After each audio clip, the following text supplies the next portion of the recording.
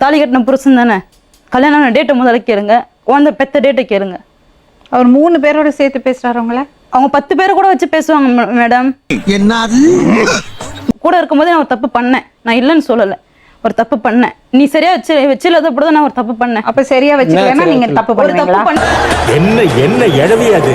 இதெல்லாம் காரணமே கிடையாது. தப்பு பண்ண போயிட்டேன் நியாயப்படுத்தாதீங்க. தப்பு பண்ணிட்டேன்னு சொல்லிட்டேன் மேடம். அப்ப புருஷன் சரியில்லைன்னா எல்லாரும் தப்பு பண்ணிடுவாங்க. அதெல்லாம் அட்ஜஸ்ட் பண்ணிக்க மாமா, அப்படி இப்படி இருக்கத்தான் செய்யும். பாத்ரூம் போயிட்டு வரலான்னு போனேன். போயிட்டு வரும்போது நானும் ட்ரிங்க்ஸில் தான் இருந்தேன் அன்னைக்கு. போயிட்டு வரும்போது அதான் கட்டு மேலே 2 பேரும் படுத்துட்டு இருக்காங்க. என்னடி இது? பிரச்சனை? எனக்கு ஒரு பிரச்சனை இல்ல மேடம். என் குழந்தைங்க பசங்களை பாத்துக்காம இப்படி என் குழந்தைகளை என் கூட வாங்கி கொடுங்க மேடம். எப்படி கொடுப்பாங்கம்மா? நீ ஒவ்வொரு ஆளா மாத்தி சார் இவனை என்ன பண்ண சார்? 12 வருஷத்துல 3 தொடர்பு குழந்தைங்க கூட்டு வரணும் அப்படின்னு சொல்லிட்டு நீ மனசுல நீ எப்படி நினைக்கல மேடம். மோத்தா உன்னை பெத்தாலா இல்ல யானை கக்குச்சாடா? நான் கேட்க மாட்டேனாங்க.